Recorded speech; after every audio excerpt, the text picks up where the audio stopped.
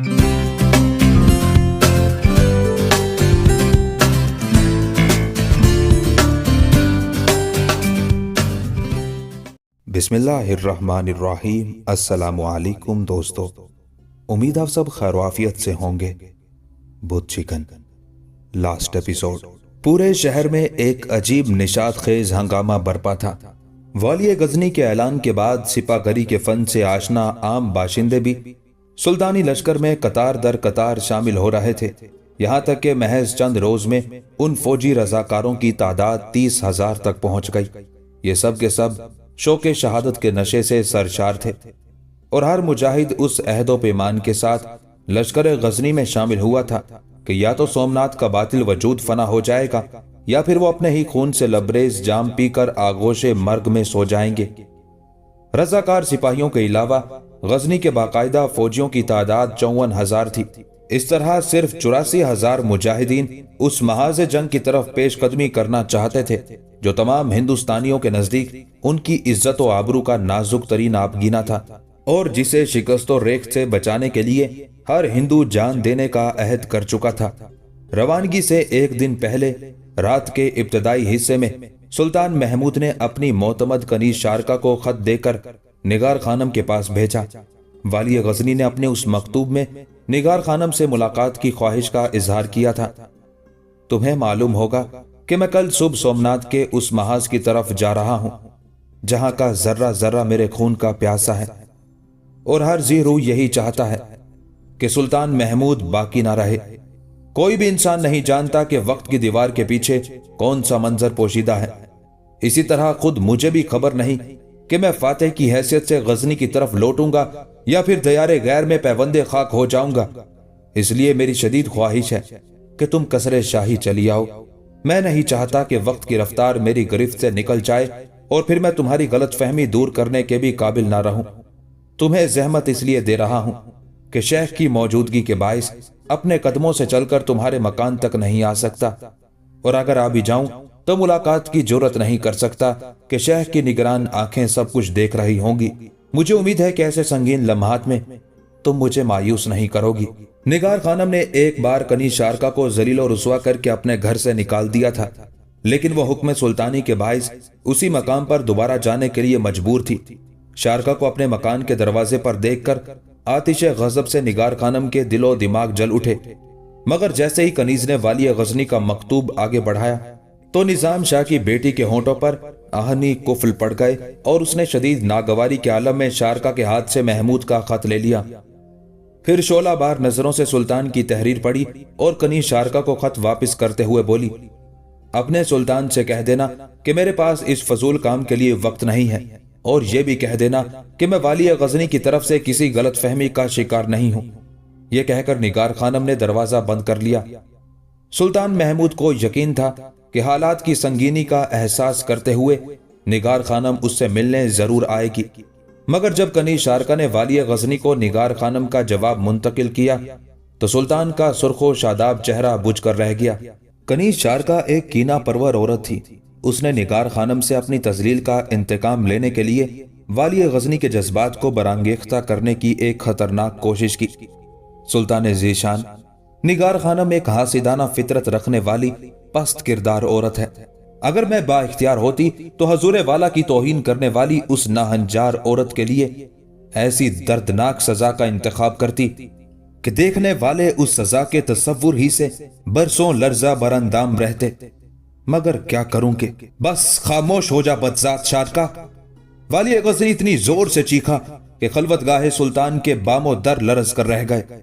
सुल्तान के गैज़ो गजब का यह आलम देखकर उसे खुद अपना भयानक अंजाम करीब तर नजर आने लगा था। उस अय्यार लोंडी ने एक लम्हा जाया किए बगैर वाली गजनी के पैरों पर सर रख दिया और गिड़गिड़ाने लगी, आलम पना, कनीज की लफ्ज़ी से जबान को माफ फरमा दीजिए कि इन कदमों के सिवा उसके लिए कहीं कोई पनाहगाह नहीं है। सुल्तान महमूद की जोरदार ठोकर कनीज के मुंह पर पड़ी और शारका पीछे की तरफ हट गई। हमने तुझसे पहले ही कह दिया था कि वाली गजनी और निगार खानम के दर्जात में कोई फर्क नहीं है। सुल्तान महमूद के होंठों से पिघली हुई आग टपक रही थी। तेरी गलीजो बेअदब जबान ने निगार खानम के बारे में جو کچھ کہا وہ سلطان غزنی کی ذات سے منسوب سمجھا جائے گا۔ تو یہی کہنا چاہتی ہے نا کہ تیرا سلطان حاسد طبیعت کا مالک ہے اور بہت پست کردار ہے؟ امان سلطان ذی ہاشم، امان۔ کنیز شارکہ اپنے خون آلود چہرے پر ہاتھ پھیرتی ہوئی کھڑی ہو گئی۔ رحم، رحم سلطان عالم، رحم۔ کنیز شارکہ نے ایک بار پھر انتہائی گداگرانہ لہجے میں والی غزنی کے کرم کو آواز دی تھی۔ اگر تو اس طرح ہمارے رحم کو نہ پکارتی تو ہم تجھے یہی حکم دیتے کہ تو نگار خانم کی شان میں گستاخی کرنے والی اپنی زبان کو اپنے ہی ہاتھوں سے کاٹ کر ہمارے قدموں پر رکھ دے۔ بس ہماری آتش قہر کے بجھنے کی یہی ایک صورت تھی، مگر ہم کیا کریں کہ اپنے آداب کرم سے مجبور ہیں۔ اللہ نے ہمیں با اختیار بنایا ہے، اس لیے تجھے امان دیتے ہیں، لیکن اے لعنت زدہ، نا شکر گزار اور بد نسل عورت، تو اسی وقت ہمارے حلقہ غلامی سے نکل جا اور اپنے اس قریح المنظر چہرے کو غزنی کے کسی ویران گوشے میں گم کر دے۔ کنیز شارکہ لرزتے قدموں کے ساتھ خلوت سلطان سے نکل کر چلی گئی اور والی غزنی نگار خانم کے جارحانہ طرز تغافل کے سبب رات بھر ایک عجیب سے کرب میں مبتلا جاگتا رہا۔ دوسرے دن لشکر اسلام اس طرح غزنی سے روانہ ہوا کہ پورا شہر اپنے مجاہدین کو رخصت کرنے کے لیے دارالحکومت کی سرحدوں پر سمٹ آیا تھا۔ خود نظام شاہ بھی سلطان محمود کو اس طرح الوداع کہنے کے لیے تشریف لائے تھے کہ والی غزنی ایک عربی النسل گھوڑے کی پشت پر سوار تھا اور نظام شاہ اس کی لگام پکڑے ہوئے آگے آگے چل رہے تھے۔ پھر جب سلطان کا گھوڑا نظروں سے اوجھل ہو گیا تو نظام شاہ نے اپنے دونوں ہاتھ اس طرح دراز کر دیے جیسے آفات و مصائب کا مارا ہوا کوئی بھکاری کسی صاحب ثروت انسان کے آگے اپنا دامن طلب پھیلا دے۔ نظام شاہ سلطان کی فتح و سلامتی کے لیے زیر لب دعا مانگ رہے تھے اور ان کی آنکھوں سے آنسو جاری تھے۔ اے عزیز و جلیل، اپنی عزت و جلال کے صدقے میں میرے بت شکن کی آبرو کی حفاظت فرما اور اسے دونوں جہانوں میں محمود بنا دے۔ مجاہدین اسلام کا لشکر 10 شعبان 415 ہجری بمطابق ستمبر 1024 عیسوی کو غزنی سے روانہ ہوا۔ پھر 84,000 سپاہیوں پر مشتمل یہ فوج ڈیرہ اسماعیل خان کے راستے سے گزر کر 16 رمضان 415 ہجری کو ملتان پہنچی۔ جب یہاں کے کچھ ہوشیار مقامی باشندوں کی زبانی پانی کی کمیابی کا حال معلوم ہوا تو سلطان محمود نے حکم دیا کہ ہر سپاہی اپنی طاقت کے مطابق اپنے خالی مشکیزوں کو پانی سے بھر لے۔ اس کے علاوہ والی غزنی کے حکم پر 30,000 اونٹوں کو کئی روز پیاسا رکھ کر پانی پلایا گیا اور پھر ان پر خوراک و پانی کا ایک بڑا ذخیرہ لاد دیا گیا۔ اس احتیاطی تدبیر کے بعد سلطانی لشکر ملتان سے بیکانیر اور جیلسمر سے ہوتے ہوئے 350 میل کا بے آب ہو گیا اور لکو دک ریگستان عبور کرنے لگا۔ پہلی منزل پر ہر سپاہی نے اپنا اپنا سامان خوراک استعمال کیا، پھر اونٹ ذبح کیے جاتے رہے۔ سپاہی گوشت کھا لیتے اور اونٹوں کے قدرتی خزانے سے جو پانی نکلتا اسے صاف کر کے گھوڑوں کو پلا دیا جاتا اور اونٹوں پر لدے ہوئے مشکیزوں کا پانی مجاہدین اسلام پی لیتے۔ اس طرح غزنی کے یہ جانباز برق رفتاری کے ساتھ دشوار ترین راستے پر آگے بڑھتے ہوئے اجمیر پہنچ گئے۔ راجہ اجمیر سلطان محمود کی آمد کی خبر سن کر حیران رہ گیا۔ اس کے وہم و گمان میں بھی نہ تھا کہ والی غزنی اس قدر پرپیچ اور طویل سفر اختیار کر کے سلطنت اجمیر کی حدود میں داخل ہو جائے گا۔ راجپوت حکمران نے گجرات کے راجہ سے مدد طلب کی، مگر وہ اپنی ہنگامی کوششوں میں کامیاب نہ ہو سکا۔ مجبوراً اس نے جان بچانے کے لیے راہ فرار اختیار کی۔ سلطان محمود اجمیر کو خالی دیکھ کر شہر میں داخل ہو گیا، مگر اس نے اپنے سپاہیوں کو سختی سے منع کر دیا کہ وہ لوٹ مار سے گریز کریں۔ والی غزنی نے چند روز اجمیر میں قیام کیا اور نئے سرے سے سامان رسد مہیا کر کے آگے بڑھا۔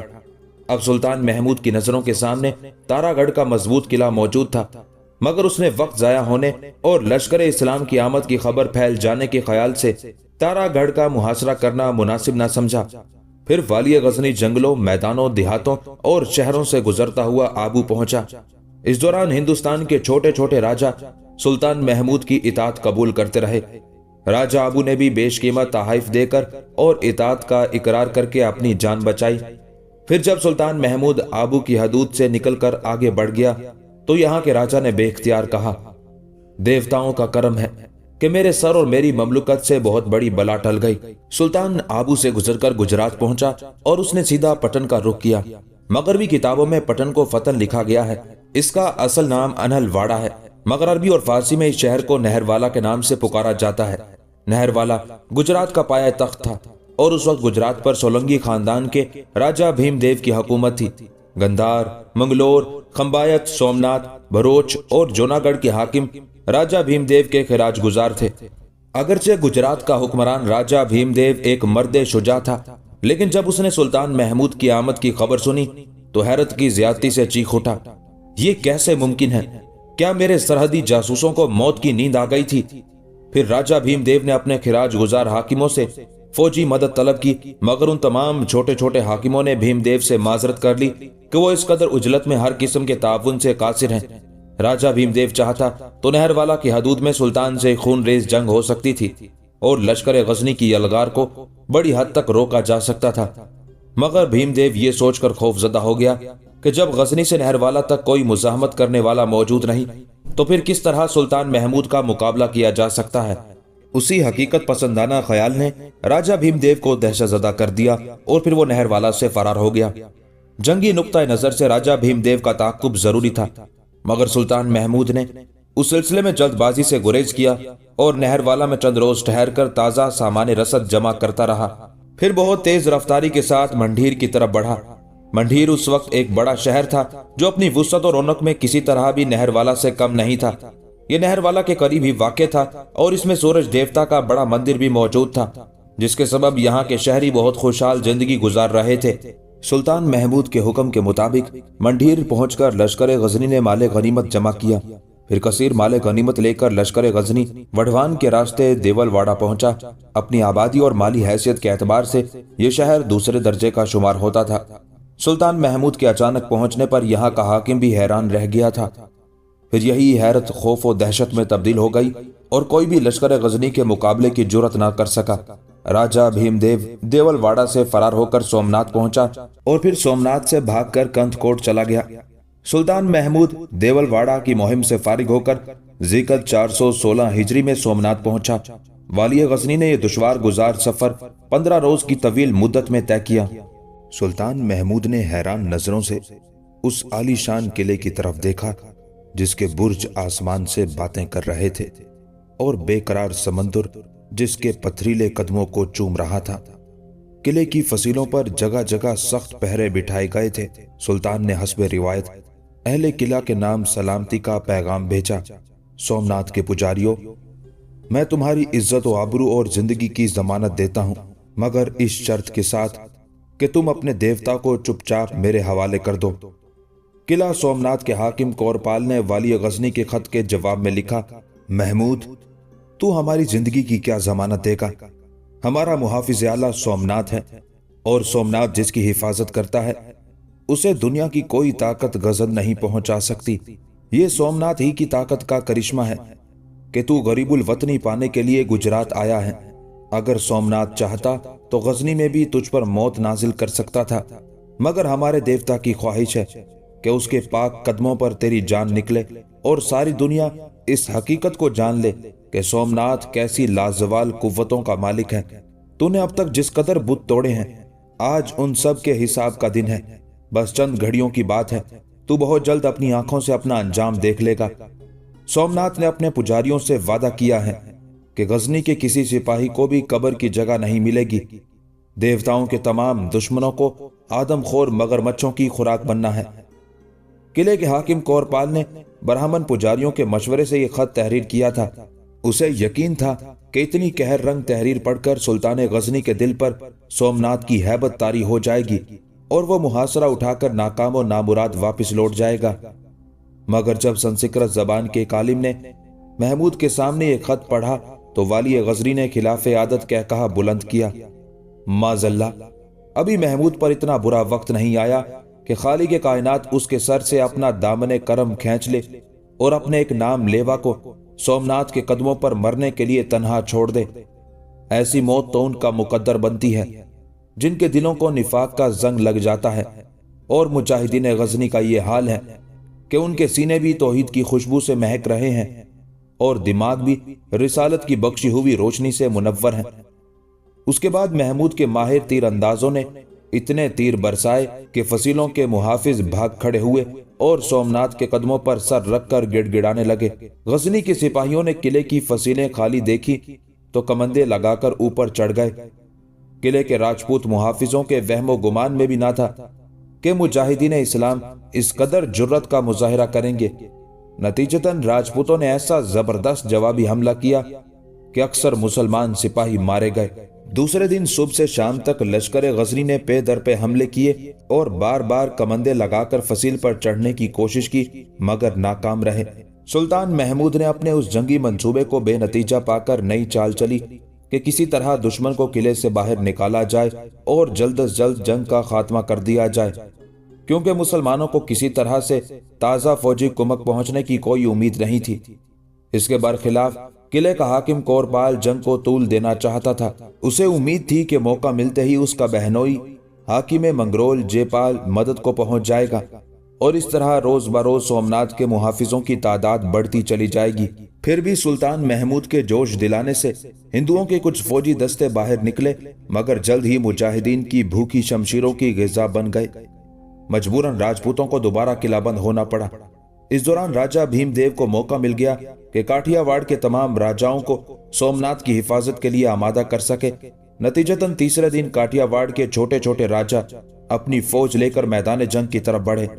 کورپال اپنی حکمت عملی میں کامیاب ہو چکا تھا اور اس وقت بت پرستوں کے چہروں پر بے پناہ مسرت رقص کرنے لگی۔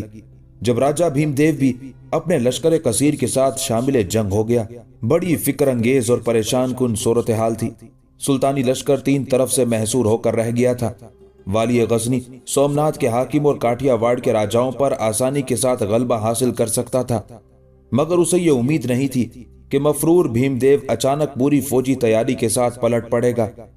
انسانی اندازوں کی اسی غلطی نے میدان جنگ کا نقشہ بدل کر رکھ دیا تھا، لیکن پھر بھی محمود کے چہرے پر خوف و ہراس کا ہلکا سا عکس تک نہیں تھا۔ اس نے قلعے کا محاصرہ جاری رکھنے کے لیے سپاہیوں کا ایک دستہ وہیں چھوڑا اور باقی فوج کو مختلف حصوں میں تقسیم کر دیا۔ پھر راجہ بھیم دیو اور کاٹھیا واڑ کے ایک راجہ دیوشیل کا مقابلہ کرنے کے لیے میدان جنگ کی طرف بڑھا۔ فولاد سے فولاد ٹکرایا، فضا میں چنگاریاں اڑی، شمشیروں نے شاہ رگیں کاٹی، تیروں نے جسم چھلنی کر دیے، نیزے سینوں کے پار ہو گئے اور انسانی خون کے دریا بہنے لگے۔ سومنات کے محافظوں کی تعداد بہت زیادہ تھی، اس لیے بت پرستوں کے نزدیک جانی نقصان کوئی اہمیت نہیں رکھتا تھا، مگر مجاہدین غزنی کی تعداد جو پہلے ہی کم تھی، ہر گزرتے ہوئے لمحے کے ساتھ مزید کم ہوتی جا رہی تھی۔ اسی دوران سومنات کے قلعے کا حاکم کورپال بھی اپنی فوج لے کر باہر نکل آیا۔ سلطان نے محاصرہ کرنے والے دستے کو حکم دیا تھا کہ موجے خون بھی سر سے گزر جائے تو کسی سپاہی کا قدم پیچھے نہ ہٹے۔ اگر کسی فوجی کی پشت قلعے کی طرف ہوئی تو وہ بارگاہ سلطانی میں سب سے بڑا مجرم قرار دیا جائے گا۔ یہ حکم اس لیے جاری کیا گیا تھا کہ کورپال کے محصور رہنے ہی میں لشکر غزنی کی عافیت تھی۔ اگر کورپال عقب سے حملہ آور ہو جاتا تو افواج سلطانی کی حالت اس شیر کی سی ہو جاتی جس کے چاروں طرف آہنی حصار کھینچ دیا گیا۔ کورپال نے محمود کے اس کمزور پہلو کو بخوبی سمجھ لیا تھا۔ نتیجتاً وہ اس وقت قلعے سے باہر نکلا جب سلطان بہت آگے جا چکا تھا اور اس بات کا کوئی امکان باقی نہیں رہا تھا کہ محمود محاصرہ کرنے والے دستے کی مدد کے لیے پیچھے کی طرف لوٹ سکے۔ کورپال نے بڑے وحشیانہ انداز میں حملہ کیا۔ مجاہدین غزنی کے جسموں سے بنی ہوئی یہ مختصر سی دیوار کہاں تک مزاحمت کرتی؟ آخر ایک ایک سپاہی کا جسم دو ٹکڑوں میں بٹ گیا، دیوار گر گئی اور سلطان کو خبر بھی نہ ہو سکی کہ رسم وفا نبھانے والے اپنی جانوں سے گزر چکے ہیں۔ اب کورپال آزاد تھا۔ راجپوتوں کے ایک دستے نے سومنات کی قسم کھائی اور اس ارادے سے آگے بڑھے کہ وہ ہر قیمت پر سلطان غزنی کو ہلاک کر ڈالیں گے۔ کورپال کی یہی منصوبہ بندی تھی کہ اگر 2-3 ہزار راجپوت سپاہی جانیں دے کر بھی محمود کو قتل کرنے میں کامیاب ہو گئے تو پھر بت پرستوں کی فتح کے راستے میں کوئی رکاوٹ باقی نہیں رہے گی۔ کورپال کے سپاہیوں کا یہ حملہ غیر متوقع بھی تھا اور شدید بھی۔ محمود کے جان نثاروں نے ہندوؤں کی اس یلغار کو کسی طرح روک تو لیا، مگر اس کوشش میں ہزاروں مجاہدین غزنی شہید ہو گئے۔ سومنات کا ایک مجنون پجاری بچتا بچاتا سلطان کی پشت پر پہنچ گیا تھا اور عین ممکن تھا کہ اس کی شمشیر خوں آشام محمود کا کام تمام کر دیتی کہ ایک جان نثار کا سینہ اپنے امیر کا سپر بن گیا۔ اس سے پہلے کہ وہ جنونی پجاری تلوار کھینچ کر سلطان غزنی پر دوسرا وار کرتا، محمود کے جان نثار کی شمشیر آبدار سومناتھ کے پجاری کے شکم میں اتر گئی۔ ایک خوفناک چیخ بلند ہوئی۔ سلطان نے پلٹ کر دیکھا، 2 سپاہی اپنے خون میں نہائے ہوئے زمین پر تڑپ رہے تھے۔ ان میں سے ایک سومناتھ کا پرستار تھا اور دوسرا سلطان غزنی کا جان نثار۔ سومناتھ کا پرستار تکلیف کی شدت سے چیخ رہا تھا اور سلطان کا جان نثار صرف اس لیے پریشان تھا کہ کہیں اس کے امیر کے جسم پر کوئی خراش تو نہیں آئی۔ محمود کو کچھ دیر کے لیے سختہ سا ہو گیا تھا۔ وہ پتھرائی ہوئی نظروں سے اپنے زخمی جان نثار کو دیکھتا رہا اور پھر گھوڑے کی پشت سے نیچے اتر آیا۔ یہ تم ہو نگار خانم؟ محمود گھٹنوں کے بل زخمی جان نثار کے چہرے پر جھک گیا۔ سلطان ذیشان، ساری دنیا میرا تماشا دیکھ رہی ہے۔ نگار خانم کے سینے سے خون کی دھار بہہ رہی تھی، مگر اس کی زبان میں ذرا بھی لڑکھڑاہٹ نہیں تھی۔ خدا کے لیے آخری وقت میں تو مجھے رسوا نہ کیجیے۔ دیکھنے والے آپ کے اور میرے بارے میں کیا کہیں گے؟ نگار خانم کے چہرے پر ہلکے ہلکے خوف اور شرم کی پرچھائیاں لرز رہی تھی۔ یہ تم نے کیا کیا نگار خانم؟ سلطان محمود جنگ کی ہولناکیوں کو بھول کر صرف اس عورت کا چہرہ دیکھ رہا تھا جو والی غزنی کو بچانے کے لیے موت کی وادی کی طرف بہت تیزی سے گامزن تھی۔ غزنی سے روانہ ہونے والے 30,000 رضاکار مجاہدین میں نگار خانم بھی شامل تھی۔ مردانہ لباس اور دستار میں ملبوس ہونے کے باعث خود محمود بھی اسے پہچاننے میں ناکام رہا تھا۔ نگار خانم نے عام مجاہدین کے ساتھ یہ طویل سفر طے کیا تھا، مگر جب سلطان محمود راجہ بھیم دیو کے مقابل صف آرا ہوا تو نگار خانم بھی والی غزنی کے محافظ دستے میں شامل ہو گئی۔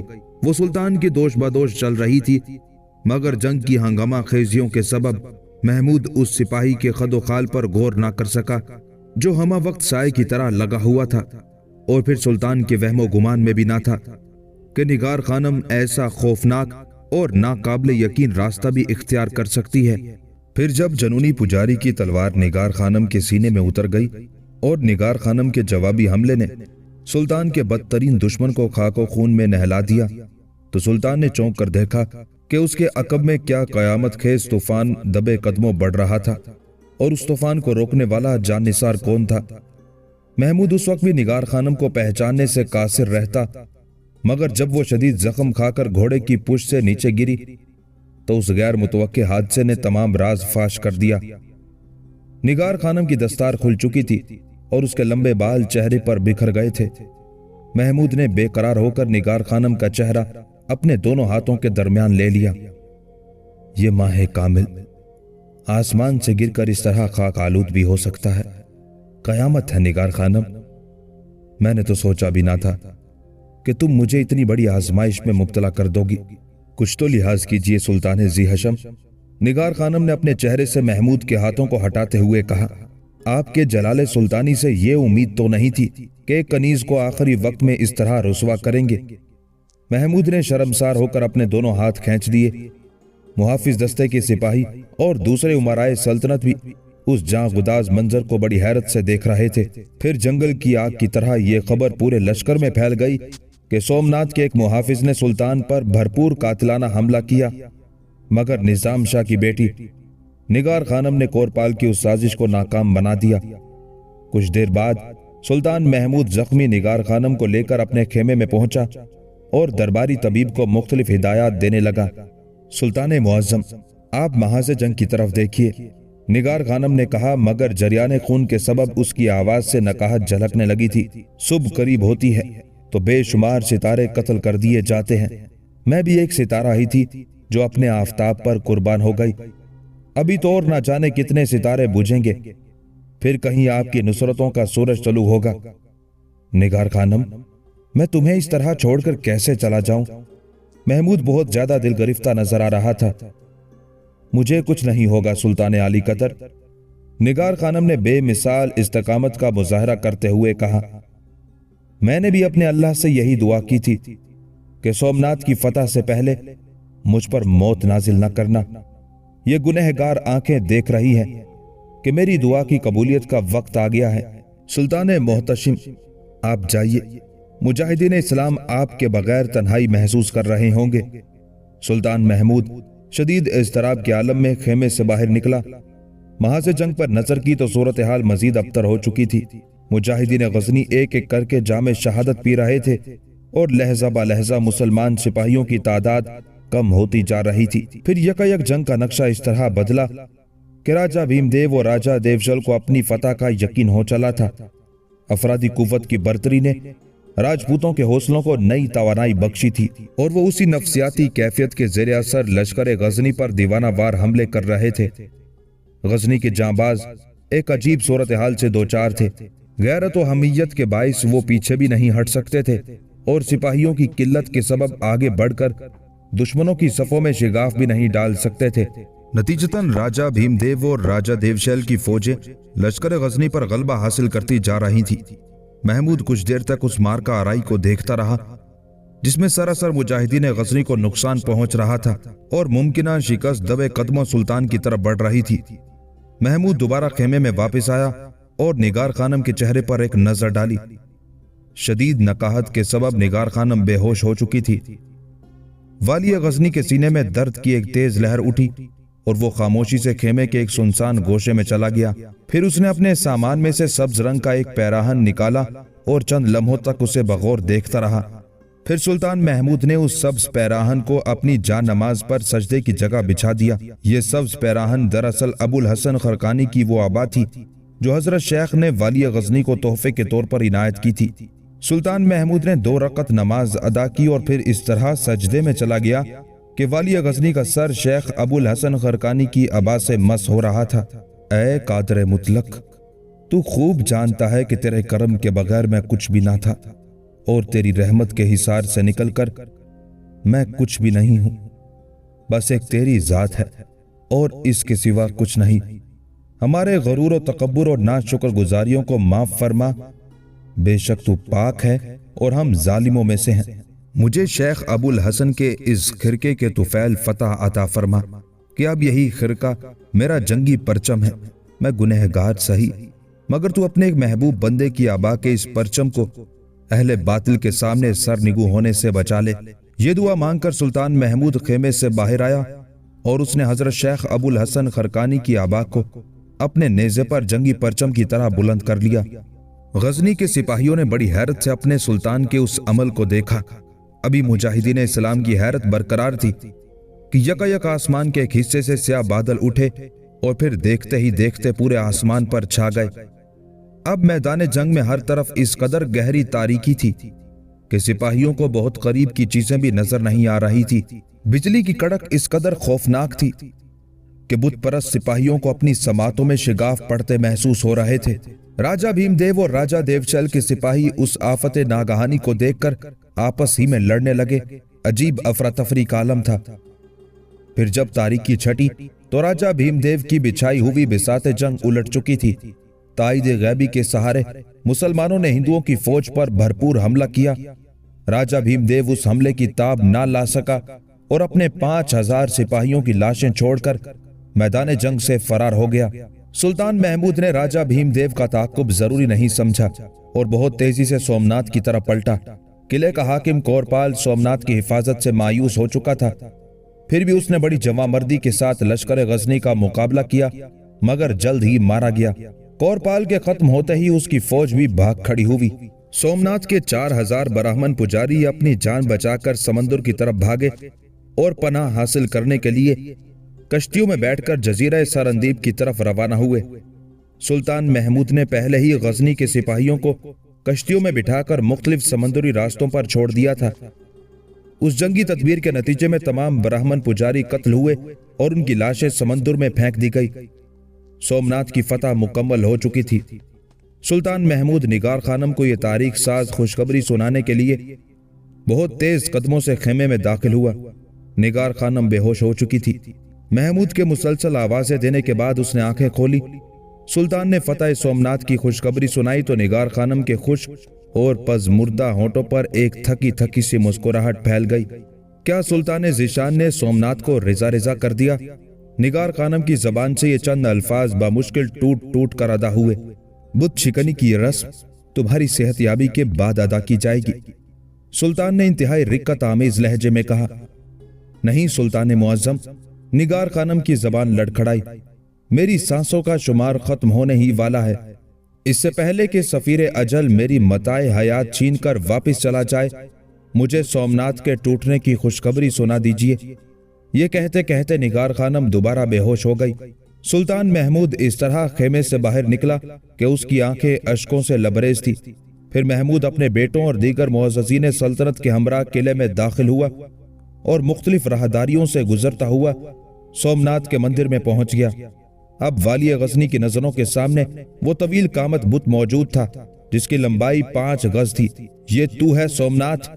سلطان محمود نے پتھر کے مجسمے کو مخاطب کرتے ہوئے کہا۔ تیرے پرستار تجھے چھوڑ کر فرار ہو چکے اور تیری لازوال قوتوں کا یہ حال ہے کہ تو اپنی جگہ سے جنبش بھی نہیں کر سکتا۔ محمود کے لہجے سے نفرت و غضب کی آگ برس رہی تھی۔ اگر تیری زبان ہے تو مجھے بتا کہ میں تیرے ساتھ کیا سلوک کروں، مگر پتھر کے حقیر ٹکڑے تو کس طرح بولے گا؟ آج تو صرف اہل ایمان کے گرز بولیں گے، حق پرستوں کی شمشیریں نغمہ سرا ہوں گی اور اہل وفا کے نیزے گفتگو کریں گے۔ کاش تیری سماعت ہوتی، پھر تو سنتا کہ لا الہ کا آہنگ کیا ہے اور الا اللہ کی صدا کسے کہتے ہیں۔ یہ کہہ کر محمود نے سومناتھ کے چہرے پر اپنے گرز کی بھرپور ضرب لگائی۔ پھر دوسرے ہی لمحے برہمنوں کی گریا ازاری سے پورا مندر گونجنے لگا۔ ان کا دیوتا بے چہرہ ہو چکا تھا۔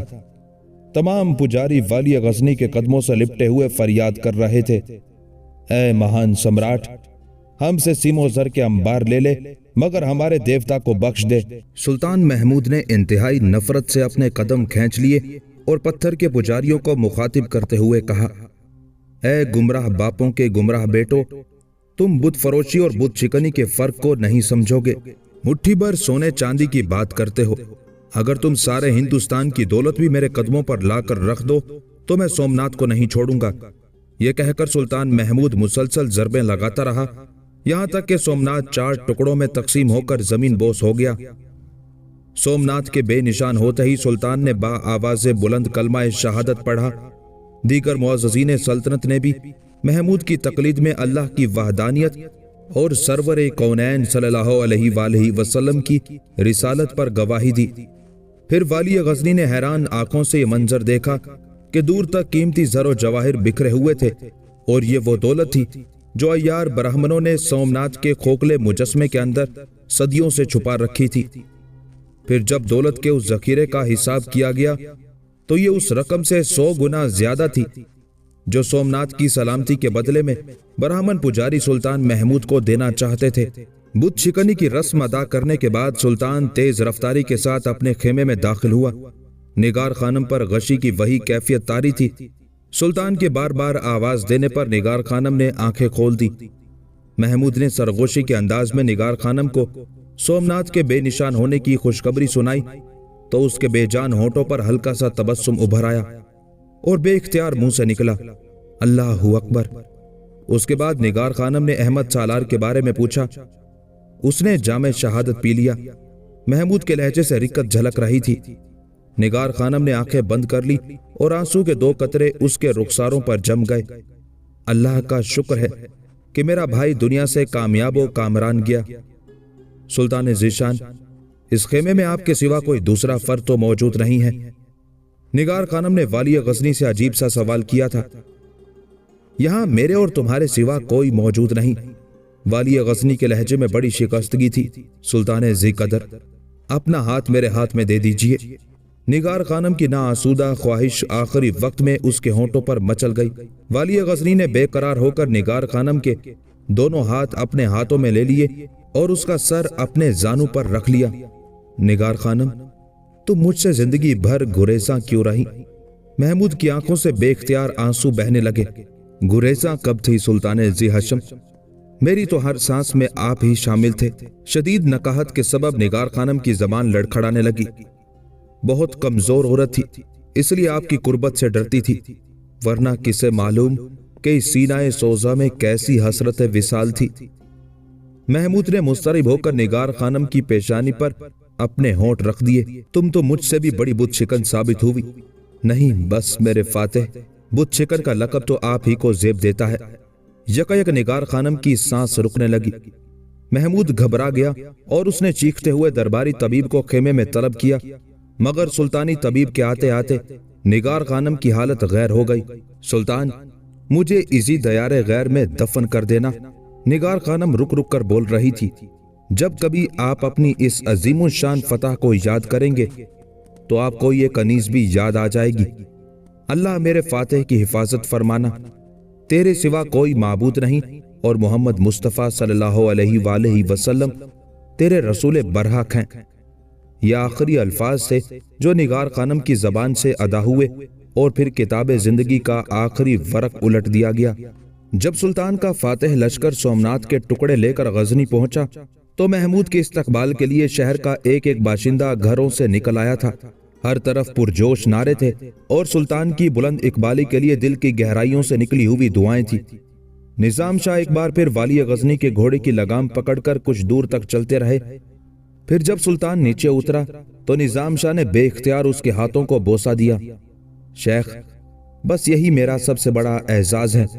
والی غزنی ہزاروں انسانوں کی موجودگی میں نظام شاہ کے سامنے گھٹنوں کے بل جھک گیا۔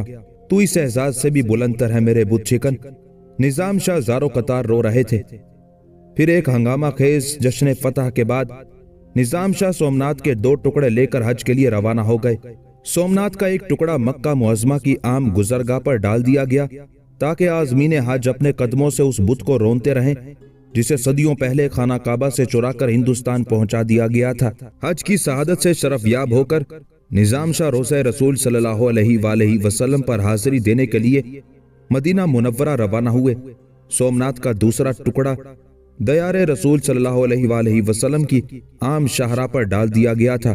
پھر جب سرور کونین صلی اللہ علیہ وآلہ وسلم کے دربار اقدس پر نظام شاہ کی نظر پڑی تو بے اختیار عرض کرنے لگے، آقا، غلام حاضر ہے۔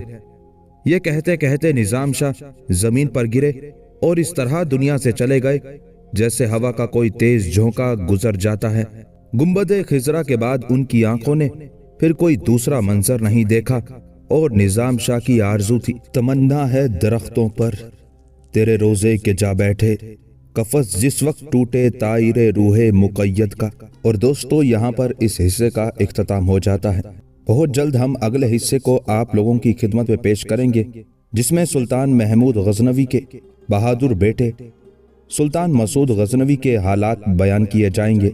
امید ہے کہ آپ کو یہ سلسلہ پسند آ رہا ہوگا۔